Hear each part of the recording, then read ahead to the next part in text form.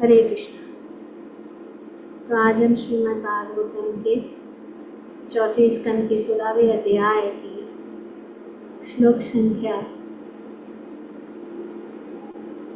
26 और 27 को पढ़ रहे हैं और उसको समझने की कोशिश करें।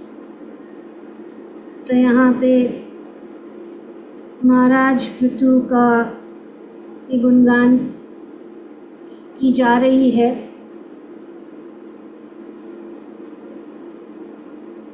तो यहाँ पे वर्णन किया जा रहा है कि महाराज पृथु का जो पराक्रम है वो सारी जनता जो है वो जाने कि वे कितने पराक्रम पूर्ण थे। उनके कार्य जो है वे सब पराक्रम पूर्ण थे। श्रील प्रभुपाद जी अपने तात्पर्य में बताते हैं कि अपने विषय में झूठे विज्ञापन करके तथाकथित व्यक्ति प्राप्त करना एक प्रकार का छल है। ऑलवेज रीडिंग इज दैट व्यक्ति, तो इसका ख्याति शब्द है कि अपने विषय में झूठे विज्ञापन, क्योंकि कुछ लोग होते हैं और खास करके आजकल में बहुत लोग होते हैं, उनमें कुछ गुण होते नहीं हैं पर अपने आप को बड़े मानते हैं। वे अपने आप को सोचते हैं कि वे बहुत बड़े व्यक्ति है, हाँ, और वे अपनी इस प्रकार से जो है तथाकथित ख्याति प्राप्त करना चाहते। तो ये एक प्रकार का छल है। जैसे कुछ लोग होते हैं ना, वो अपनी पुंगी बजाते रहते हैं कि हमने तो ये करा, हमने ये करते हैं, हम तो ऐसे करते हैं, हमने ये किया वो किया, सब दिखाना चाहते हैं पूरे दुनिया को कि हम, खास करके भक्ति में भी कुछ लोग होते हैं, हाँ, जो अपने भक्ति को बहुत दिखावा करना चाहते हैं कि हम तो इतने बड़े भक्त हैं, हम इतना सब सेवा करते हैं, हम इतना सब जो है कार्य करते हैं, हम इतना जानते हैं, और इस कारण वे जो है सबको दिखाने के लिए वो कुछ भी कर सकते हैं। तो ये सब झूठ है। इसको छल कहा जाता है। छल से जो है विख्यात बनने के लिए, प्रसिद्ध बनने के लिए, बड़े बनने के लिए, तो ये यहाँ पे बताया गया।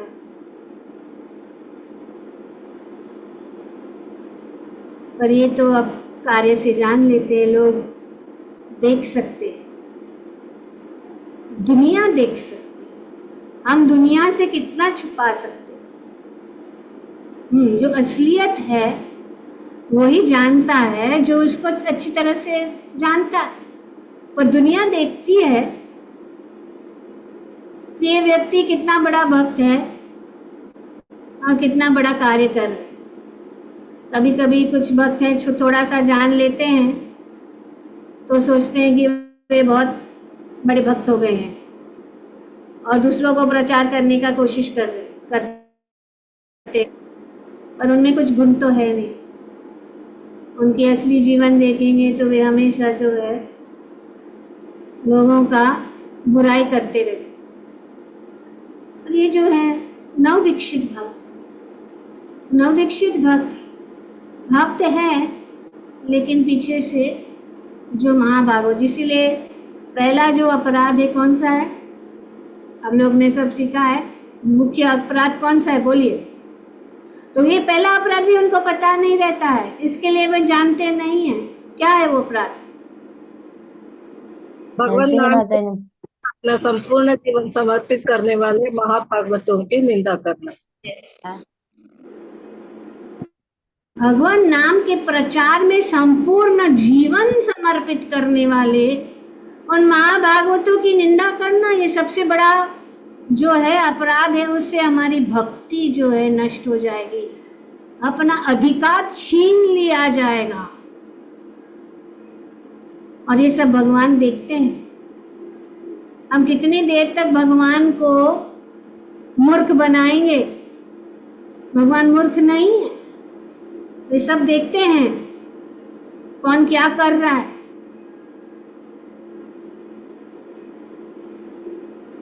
तो इस प्रकार से क्योंकि वे गलत करते हैं, तो अगर उनको ऊपर निगरानी की जाती है तो उनको क्या होता है, उनको जो है अनकंफर्टेबल रहता है, क्योंकि उनका स्वभाव है, क्योंकि उनका जो चीज है ना, जो कार्य है वो सामने आ जाएगा। नहीं तो क्या कष्ट है। जैसे कि अभी सब जगह टीवी सीसीटीवी कैमरा लगाया जाता है, पूरे दुनिया में सब लोग लगाते हैं। तो जिसके पेट में कोई चोरी नहीं है, उसको सीसीटीवी या कैमरा से क्या फर्क पड़ता है। लेकिन चोरी है ना, निंदा करने की चोरी या चोरी करने की जो ये रहती है, हाँ, चोरी करने का जो स्वभाव है, गलत बोलने का, गलत कार्य करने का, दूसरों को कष्ट को पहुंचाने का, सब जो है कार्यक्रम उनका पीछे चलता है। पर ये जो कैमरा रहता है, उससे बड़ा कैमरा तो भगवान के पास है ना। बड़े कैमरा है, कौन से है बड़े कैमरा भगवान के पास? कौन जानता है? परमात्मा, परमात्मा रूप, परमात्मा। और प्रत्यक्ष रूप से परमात्मा ने किसको देखा है? और प्रत्यक्ष रूप से कौन से कैमरा है? माता जी, हमारा खुद का कॉन्शियस, क्योंकि सबसे पहले हमको पता चलता है कि हम क्या कर, हमको पता चलता है, फिर भी वो नहीं पता। गुरु महाराज की ओर से सूर्य और चंद्र, माता जी। Right, perfect. सूर्य और चंद्रमा है। सूर्य निगरानी रखता है, भगवान की आंखें हैं। हमने सूर्य को देखा है ना, चंद्रमा को तो देख सकते, परमात्मा को नहीं देख सकते। हम अपने हृदय को नहीं देख सकते कि कितना मैल है उसमें। तो जब हमारे हृदय में कालापन है, और जो कालापन वो बहुत ही जो विषीला हो जाता है, तो भगवान जो है डंडा लेते, डंडा लेके सबक सिखाने की, इस व्यक्ति को भगवान की सेवा करने का कोई अधिकार नहीं है, उसको दूर कर लेते। क्योंकि झूठी प्रशंसा, लोगों के सामने बहुत अच्छी तरह से तिलक लगा के, नीट क्लीन माथा वो को कवर करके सबके सामने दंडवत दंडवत, हरि बोल हरि बोल, पर पीछे क्या चल रहा है? भगवान जाने, भगवान का शासन। यहाँ पे पृथु महाराज का शासन है। पृथु महाराज कौन है? भगवान है। समझ लो। इसीलिए पृथु महाराज का कोई पराक्रम की जरूरत नहीं है। उन्हें कृत्रिम रूप से आत्मविज्ञापन करने की आवश्यकता नहीं पड़ती। हाथ में माला लेते रहते हैं, पर क्या कर रहे? लोगों का निंदा कर रहे हैं, हानि पहुंचाने का प्लान करते।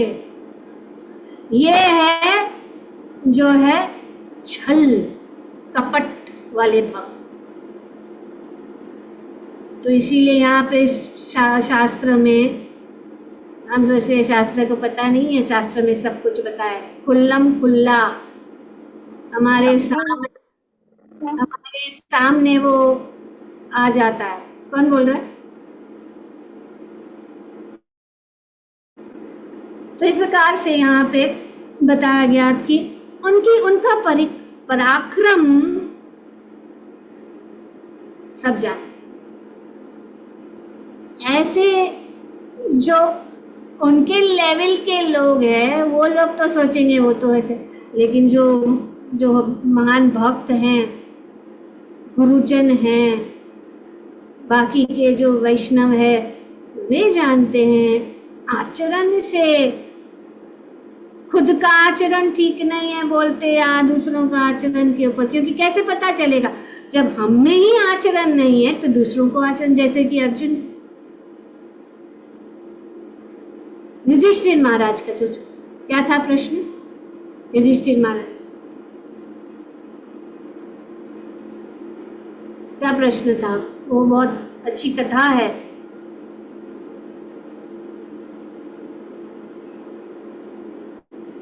कि आप खोजो इस दुनिया में कौन सा सबसे बड़ा बुरा व्यक्ति है, जाके खोजो। तो खोजने के बाद उन्होंने वापस आके गुरुजी को कहा, मुझे तो कोई बुरा व्यक्ति दिखाई नहीं दिया, कोई भी बुरा व्यक्ति नहीं है। क्यों? क्योंकि उनको बुरा क्या है उसको पता ही नहीं है ना। अगर हमारे अंदर जो गुण होते हैं वही जो है चक्षु से, वही चश्मा से हम दूसरों को देखते हैं। हमारा हृदय का चक्षु अगर साफ है तो हम सबको अच्छा ही देखते हैं, पर इसका मतलब नहीं है कि जो बुरा है उसको भगवान नहीं देखते। बहुत जब असहनीय हो जाता है तो भगवान जो आदेश देते हैं कि खत्म करो, निकाल दो इन लोग, ये झूठा है, छल।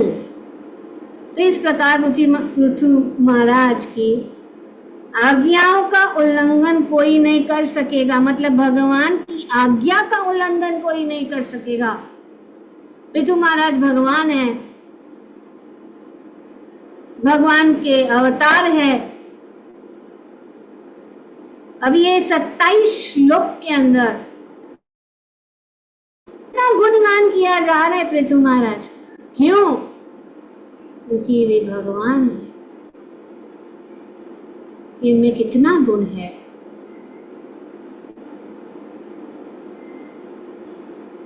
वो सभी सारे जगत को जीतकर वह नागरिकों को 3 तापों को समूल नष्ट करेगा।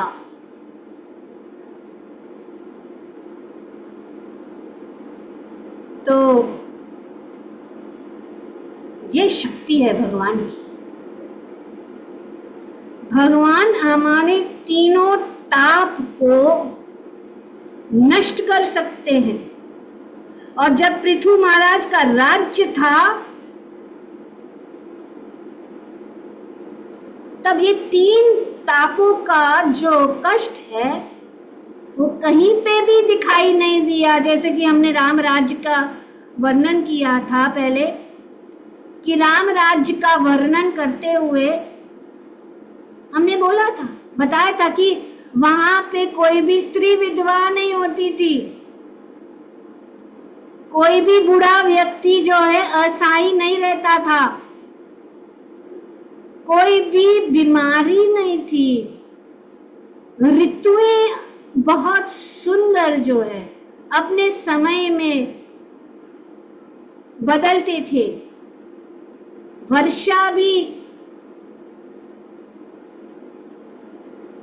प्रचुर मात्रा से जितनी जरूरत है उतनी बरसती थी, लोग हजारों साल तक जीवित रहते थे, कोई भी बीमारी नहीं, कोई भी दुख नहीं, सभी जो है धर्म के पालन करने वाले और सभी जो है श्री राम को प्रेम करने वाले थे। ऐसा कोई नहीं था जो श्री राम को प्रेरणा। और श्री राम जो है मर्यादा पुरुषोत्तम होते हैं। अपनी प्रजा को, हर व्यक्ति को अपने पुत्र के रूप में समझते थे और किसी को भी कोई दुख ना हो, इस प्रकार से राज्य चलाते थे। और यहाँ पे पृथुवर महाराज का वर्णन किया जाए कि उनके शासन में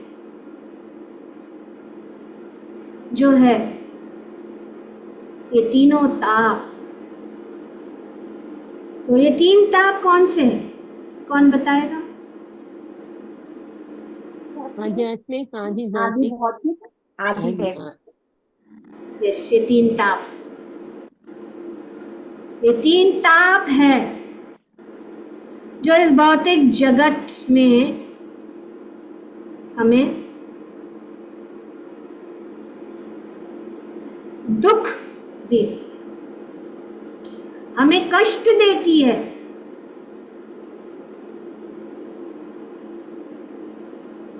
तो आध्यात्मिक, आदि दैविक और आदि भौतिक, ये दुर्गा माता का त्रिशूल है। तीन, इस दुर्ग में हम सब बैठे हुए हैं। हम सोचते हैं कि हम मुक्त है, लेकिन हम मुक्त नहीं है। यहाँ पे ये तीन ताप, कौन सा ताप है? आध्यात्मिक मतलब कौन सा? हाथ ऊपर करो। जो यस, किसने हाथ ऊपर? ओके, वंदना माता जी। उदरंगा माता जी अच्छी सभा है। ओके, यस, उदरंगा माता जी। अपने शरीर से होता है माता जी, अपने शरीर और अपने मन से। शरीर और मन से। शत्रु की जरूर नहीं है, शत्रु अंदर ही है। बीमारी, कितना भी हम अपने शरीर को स्वच्छ रखेंगे, कितना भी हम अब तैयारी करेंगे, पर जो है बीमारी आएगी ही। अगर हमारा शरीर भी स्वस्थ है तो हमारे मन में जो कचरा है, मन के द्वारा भगवान कहते हैं क्या है? अर्जुन पूछते हैं भगवान से, भगवद गीता में क्या पूछते हैं? किसको पता है क्या प्रश्न पूछते हैं भगवान? About the mind, no, Mataji? Yes. उसको बस में कैसे The mind is so wavering that it's not possible to control it. Yes. चंचलम ही मन। Chanchala. चला ही मन Krishna. Yes, Yogini, you are saying something. I can control the wind, but I can't control my mind. Can't hear you.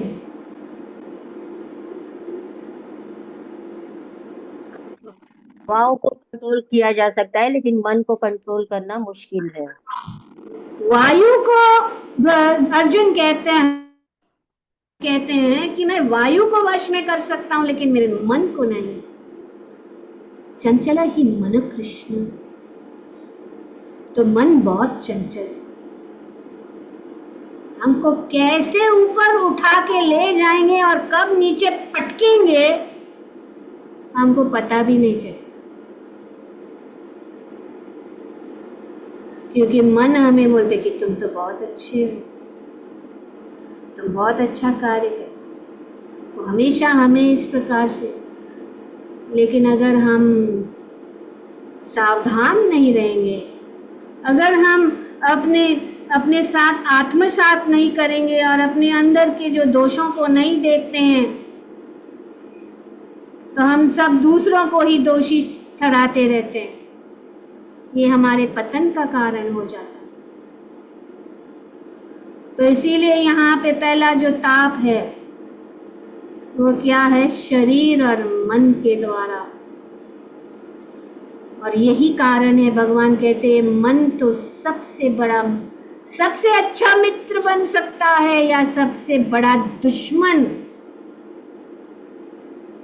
ये भगवान का वाक्य है, मेरा नहीं। भगवद गीता में भगवान स्पष्ट रूप से कहते हैं कि सबसे बड़ा जो शत्रु है वो अपना मन है और सबसे बड़ा मित्र भी वो बन सकता है। जैसे कि छुरी है, छुरी का दो इस्तेमाल किया जा सकता है। ये छुरी निर्भर होती है किसके हाथ में है।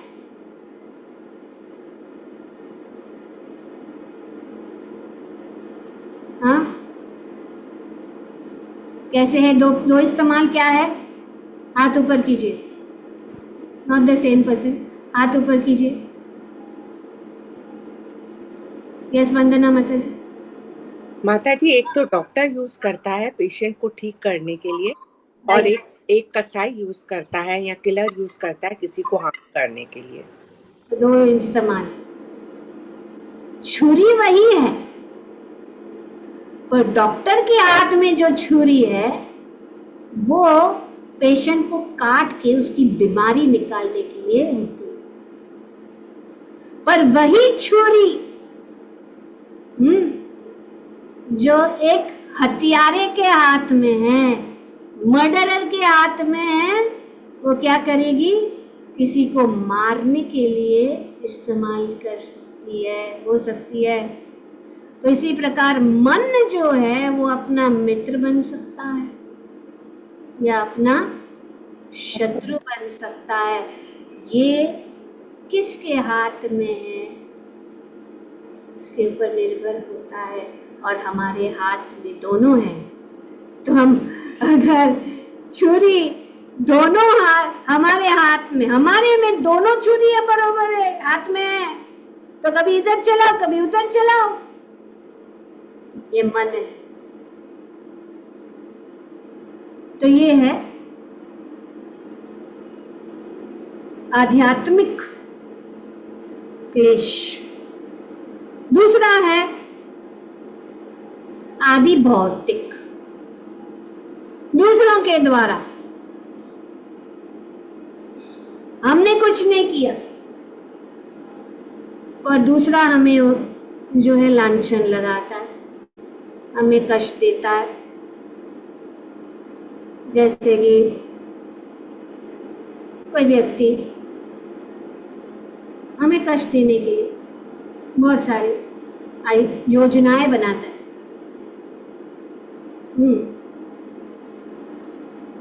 और दूसरा है बिना कारण एक मच्छर आके काट देता है, हमको कष्ट हो जाता है। खटमल काटता है, बिस्तर में सोते रात नींद नहीं आती है। बाजू के पड़ोसी बहुत आवाज करते हैं, नींद नहीं आती है। हमारे परिवार में कोई बहुत जोर से टीवी चलाता रहता है, हमको नींद नहीं आती है, हमको शांति नहीं मिलती है। घर के अंदर हम कुछ नहीं लेकिन झगड़ा करते रहते हैं। तो ये दूसरा क्लेश, भौतिक, आदि भौतिक मतलब और तीसरा है आदि दैविक। आदि दैविक क्लेश वो कौन सा है? कोई और बता। नेचुरल कैलेमिटीज माता जी। Natural calamities like excessive rain, storms, tornadoes, Forest fire. forest fire, yes. तो बाढ़ आ जाती है बहुत अधिक देवताओं के द्वारा। जब पृथ्वी में पाप बढ़ जाता है तो प्रकृति पहले हाथ में ले लेती, क्या करना, कैसे नष्ट करना। पूरे जो है गांव के गांव बर्बाद हो जाते हैं। नदी में बाढ़ आती है वर्षा के कारण, पूरा गांव साफ हो गया। तूफान आ गया, पूरा जो है पूरा सिटी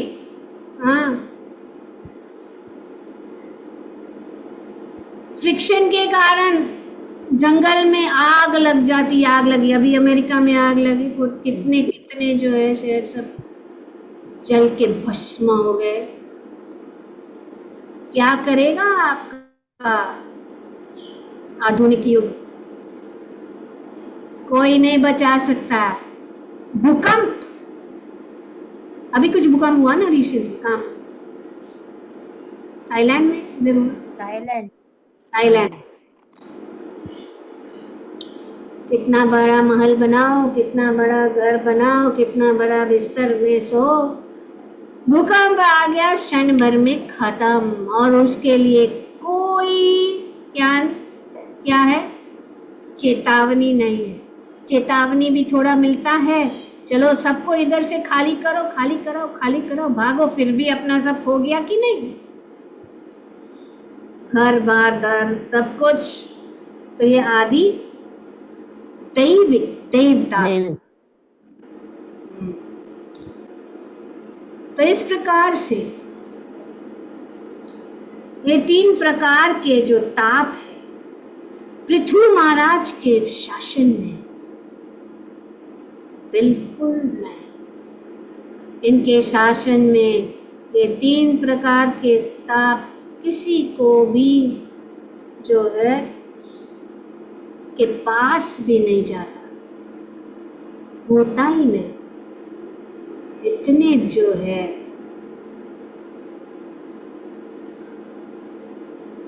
पराक्रमी राजा, धार्मिक राजा, भगवान।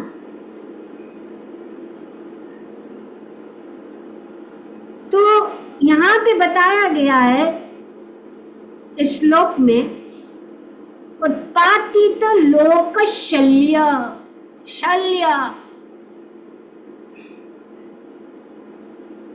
नाम है।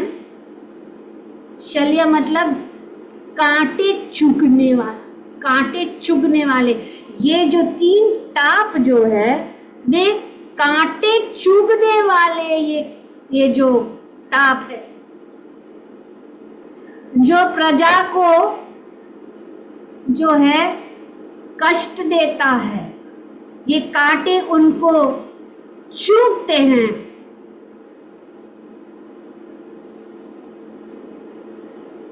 और इस प्रकार से जो पृथु महाराज और महाराज युधिष्ठिर तक भी कोई भी बहुत ज्यादा ठंडी, बहुत ज्यादा गर्मी, बहुत मन का कष्ट, शरीर का कष्ट, बीमारी, ये सब कभी जो है नागरिकों को कभी छू नहीं सकता था। तो ये जो था शासन, इसको कहते गवर्नमेंट। और आज हम देखते हैं कि सबके मन में चिंता ही, सबके मन में स्ट्रेस, सबके मन में छल, सबके मन, क्योंकि ये शासन और कलयुग का प्रभाव कारण। तो ये महाराज पृथु के शासन में ये नहीं।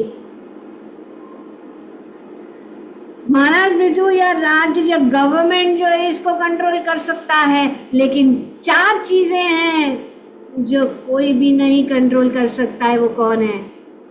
वो सबसे लागू होती है जो कष्ट है। क्या है वो 4 चीज? जन्म, मृत्यु, जरा, व्याधि। परफेक्ट माता जी, थैंक यू सो मच। जन्म, मृत्यु, जरा और भगवान बताते हैं भगवत गीता में, जन्म मृत्यु जरा व्याधि दुख दोषानुदर्शनम, कि ये दोष है, जन्म दोष है, मृत्यु दोष है, बुढ़ापा दोष है और बीमारी ये 4 दुख है या दोष है जिससे कोई भी नहीं बच सकता, कोई भी नहीं। बड़ा से बड़ा डॉक्टर जो है वो बुढ़ापा सकता है, मृत्यु से छुटकारा दिला सकता है, खुद भी नहीं अपने आप को बचा सकता है। तो ये जो है 4 ताप और ये 4 दुख और ये 3 ताप में हम फंसे हुए। तो ये जन्म मृत्यु बुढ़ापा बीमारी, जन्म भी दुख है।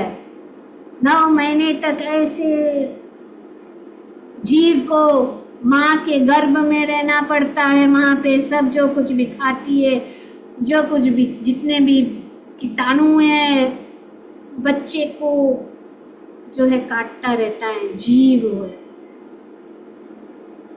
और पता नहीं कौन से गर्भ में। ऐसा नहीं है कि मनुष्य जन्म हम पाएंगे तो ये जन्म भी कष्ट है, क्योंकि जब जन्म है तो मृत्यु निश्चित है। इस जगत में कोई भी चीज निश्चित नहीं है, सिर्फ एक ही चीज निश्चित है और वो है मृत्यु।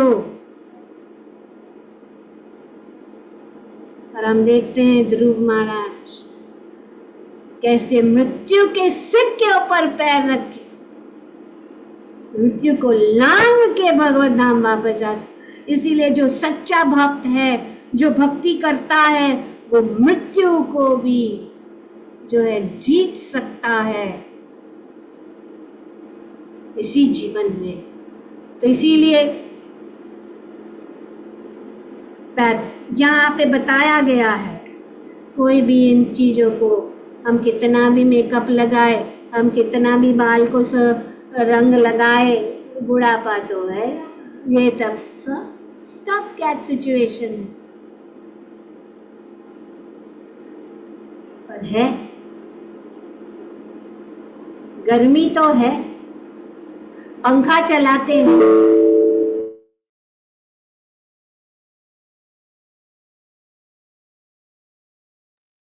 बैटरी गॉन माता जी।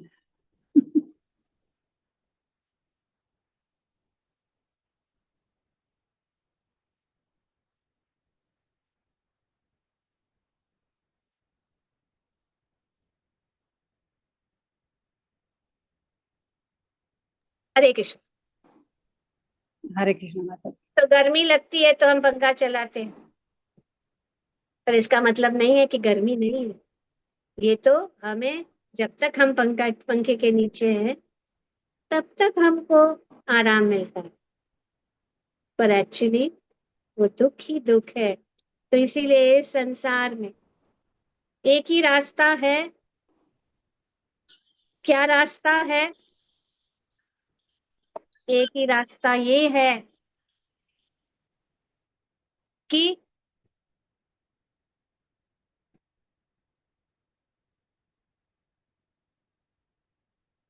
समश्रित यत्पाद पल्लव महत्पदम पुण्यम यशो मुरारे, कि हमें भगवान मुरारी, जो मुर्रा राक्षस के शत्रु, परम पदम, क्योंकि इस जगत में पदम पदम यद विपदाम न तेषाम, पग पग पर विपद है, पर जिसने महत्पदम पुण्यम यशो मुरारे, जिन्होंने भगवान श्री कृष्ण के चरण कमलों का शरण ग्रहण किया है, वे इस भवसागर को पार कर सकते हैं। जिस प्रकार से कोई व्यक्ति गोखुर के अंदर जो जल है उसको आसानी से पार कर सकता है, उसी प्रकार से वे परम पदम वैकुंठ जा सकता है। जहाँ पे वैकुंठ का अर्थ क्या है, कौन जानता है, कौन बताएगा? Vaikuntha without anxiety. विदाउट, जहाँ पे कोई कुंठ कोई वही नहीं ना है, हो। जहाँ पे कोई कुंठ नहीं है, वैकुंठ वे देयर इज नो एंजाइटी। तो हमारा जीवन ये नहीं है कि हम इस भौतिक जगत में भौतिक चीजें प्राप्त करके सुख भोगना चाहते हैं, पर हमें ऐसा करना चाहिए ताकि हम हमेशा के लिए इस जन्म मृत्यु के चक्कर से बाहर निकल के परम पदम वैकुंठ को प्राप्त करें। क्योंकि जितना भी हम कोशिश करेंगे, जितना भी हम दुखों से भागने की कोशिश करेंगे, वे हमारा पीछा करते करते सब जगह रहेगा। सिर्फ एक जगह है, अगर हम जानते हैं, जो बुद्धिमान व्यक्ति है, जो ज्ञानी व्यक्ति है, वो जानता है कि एक ही स्थान है जहां से वे सभी जो है कष्टों से मुक्त हो सकता है, और वो है वैकुंठ। इसीलिए नारद मुनि जैसे भी भगवान के श्री चरण कमलों की शरण ग्रहण करते हैं। सब देवता, सब ऋषि मुनि, सब लोग भगवान की शरण ग्रहण करते हैं और इस भवसागर को पार करते हैं। और अगर हम भगवान की शरण में ले अपने चरित्र को अच्छी तरह से भगवान की सेवा में लगाए, तो हम जो है इस भवसागर को पार करके भगवत धाम वापस जा सकते हैं। ग्रंथराज श्रीमद् भागवतम की जय। ओम तत्सत। Thank you very much. किसी का कोई प्रश्न?